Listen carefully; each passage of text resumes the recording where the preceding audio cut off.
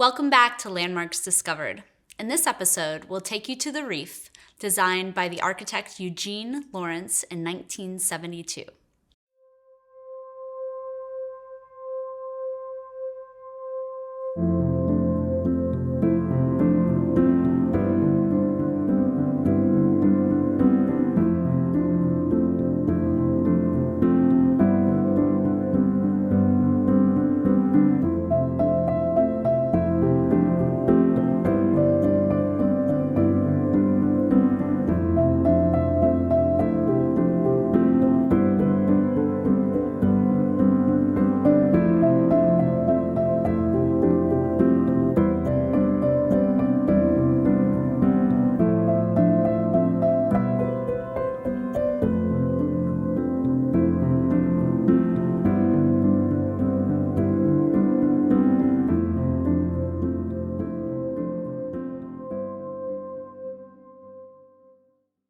Beginning in the 1960s, we see the island enter a new period of development, which was characterized by condominium buildings that first began in the Midtown area and then continued in the South End, which is considered geographically the area south of Sloan's Curve. The first condominium built not only in Palm Beach but in Florida was 400 South Ocean Boulevard by Edward Durrell Stone. And that was really the trailblazer for what was to come in Midtown. A few years later, in 1967, Eugene Lawerence had his first major commission with the Sun and the Surf, which again is two buildings that all have a lot of the amenities that were desired at the time for condominium living. They had amenities like a spa and a restaurant, things that we see today, but at the time were considered real luxury amenities for new homeowners of condominiums. So after the Sun and the Surf, Eugene Lawerence received many other commissions for condominium buildings. And the first most distinctive one is the Reef, which was designed in 1972 and completed in 1974. Many of the Reef's neighbors are also designed by Eugene Lawerence. And in fact, he designed the Cove, which is quite similar to the Reef a few years later. And I think as an architect, he brought a unique perspective to his designs as someone who was born and raised in Florida. That's true. So he studied at the University of Florida, and it's interesting because this is one of the first architects that we're featuring in Landmarks Discovered that is not only more of a contemporary architect, but is from the state of Florida. So many of the architects that we honor here all had long storied trajectories before they made their way to Palm Beach. And so with the Reef, we can really see a really beautiful, simple, modern, elegant design, especially with the cantilevered balconies. And the focus was also on all of those units having these direct access with beach views. And he really takes that modern style and brings that Palm Beach concept of bringing the outdoors in. And another interesting thing about Lawerence is that he was very concerned about density. So for someone who was an architect working with all these developers at the time, of course, there was concern about building buildings with much larger density. And he felt that it was important to not overcrowd his buildings and to keep things, in essence, so that gracious living was still a priority. And we had the opportunity just recently to hold our annual walking tour at the Reef. And many of the property owners very graciously opened their homes. And Katie, what would you say was your impression of those spaces? I thought it was really unique because, you look at this very modern white building with incredibly clean lines that's really designed beautifully on the outside. But then when you go into the interiors, not only are they beautifully designed, but they're also unique and individual to the homeowner. So while you have this cohesive outdoor space, on the interior, everyone has their own space that they've made themselves. Continuing about what you said about the connection to the outdoors, almost all of these rooms open onto a terrace. Yes, so you can really see, South Florida's beauty between the coastline of the beach, but also, more of that natural beauty because some of them do overlook Phipps Ocean Park.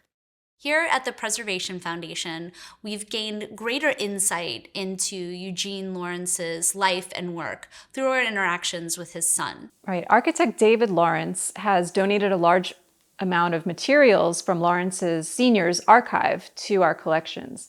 And it's very interesting because it's the first time that we have an architect in our collections that is more contemporary and includes more materials that just weren't available for the other architects in the early years. So, for example, there's just an enormous amount of press and photographs simply because of the technology available during the later years of Lawerence's work. In 2019, the Reef became the first South End condo to earn landmark status. And we had the opportunity to sit down with Scott Sanders and Stephen Stolman, who are actively involved in that voluntary designation. We know that the Reef was designed by the visionary architect Eugene Lawerence, whose work can be seen all over Palm Beach Island. And the Reef was designed after a major reset in zoning in response to a great wave of development that was happening south of Sloan's Curve. And suddenly there were new restrictions, new density guidelines, new height restrictions. So the Reef was designed in response to those new guidelines. So there are 3 buildings on this side of the A1A, South Ocean, and there's the atrium building in the front, and then there's the north and the south, which you can see either here, and the pool is in the middle. So each of these 3 buildings are 3 stories, and then the pool is in the middle, and then underneath all 3 of these buildings there are cabanas. And so certain apartments have cabanas, they're fantastic. And then across the street there are 7 townhomes. And the townhomes are connected all the way across, and they're the same footprint, I believe, as the 2-bedroom apartment. And the only change is the living rooms have a vaulted ceiling, and they have a terrace on the back that goes to the intercoastal. Everyone talks about how spectacular the architecture of the Reef is, especially the symmetry, because you can get these fabulous vistas that look like something out of a Slim Aarons photo. And then, after a while, someone will say, oh, but wait a minute, the pool's not in the middle. It looks like it's off to one side. And they're right. You know, you have to remember that in the early 70s, people were taking a lot of sun. It was the Bain de Soleil era where people would go out with, you know, reflectors and you know, baby oil and iodine. And actually, the building casts a very large shadow on the south building casts a large shadow on the pool. So they decided to move the pool over towards the south so that the sun deck on the north side would accommodate a greater number of chaise lounges. And you can see that because after about noon, the north side of the pool deck is in full glorious sun and stays that way for the rest of the day, while the south side is in the shade, which now is quite popular because people realize that you probably shouldn't stay in the sun all that much. So the 2 apartments that I saw, one had been renovated and the other one had not been touched since 1974. And I walked in and it was a timepiece. And the original owner, we bought it from her. She had the original kitchen, the original bathrooms. She had put Pecky cypress on the walls, and what walls weren't covered in Pecky cypress, they were covered in mirrored, including the ceilings and the entryway. Wow, it reminded me of my grandparents' condominium in Palm Beach Gardens when I used to go visit them. And there was just something special about it. And you know, when we bought it, I changed almost nothing. The Pecky cypress is still original. I didn't touch it. I replaced the mirrors where they were. And we did do a new kitchen and bathroom, but I kept one of the bathrooms because it has yellow tile, and you don't really see that anymore. Most people take that out.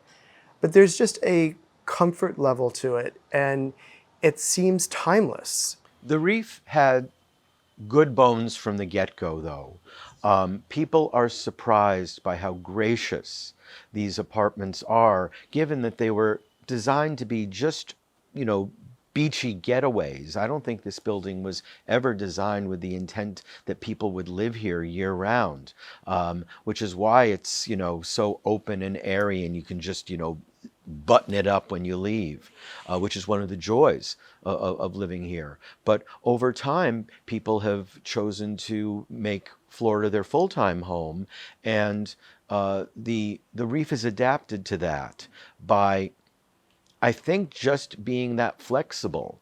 The room sizes are generous. The ceiling heights are gracious. There's nothing that is really bad about it. And even when you walk into an apartment that hasn't been touched since it was built, you kind of stand back in reverence of it, because there is a certain serene quietness and ease about the Reef that is very rare to find these days. And when the architecture is good. I've been into quite a few of the apartments, and very few people, when they renovate, change the general footprints. The bedrooms are still where they are. The kitchen they may open up, but it's a test of time that it worked in 1974, and it still works. It's a great way to live. So there is a really beautiful corner unit like mine, but it had been renovated. And she is a lovely woman, a transplant from Toronto. And her favorite color is pink. And so you walk into the apartment, it feels very light and open, and just has a really kind of modernist but yet very cozy feel to it. You walk into her apartment, you walk into my apartment, you would never think that they're the same floor plan. That's what's I think so special about the Reef. So there's this wonderful kind of mixture. But I think what I find from going to other people's apartments is that everyone's view is different. And you can see your neighbors, but you can see the ocean, or you can see Phipps Park. And there's just a sort of I don't know, sort of Melrose Place. We have these great big, sliding glass walls that just open the apartments up to the outdoors. And it's just very, very special. In the early 2000s, there were a bunch of us living here that felt that the Reef deserved to be restored to its original pristine condition without a lot of modifications that would make it unrecognizable. And there was a time that the British colonial look was very, very popular and appetizing. And there were people that lived here who were original owners who were seeing all sorts of pretty British colonial buildings in the center of town painted pale yellow, including the Colony Hotel, and thought, oh, maybe, our building would look pretty in pale yellow. And there were enough of us to say, oh, maybe that's really a very, very bad idea. I don't think that the architect would appreciate that. So we embarked on a project of building a consensus for landmarkings. So things like painting the Reef yellow, or changing out the balcony rails to glass, or any of the other stuff that you see happening in other buildings wouldn't happen here, because we felt that we already had such a jewel. So I approached the town's landscape consultant, Jane Day, and asked her what steps we'd have to take in getting the Reef landmarked. And her advice was, the very first thing that you need is consensus. Your ownership needs to want it, and they need to be educated that landmarking is a good thing, not necessarily a bad thing.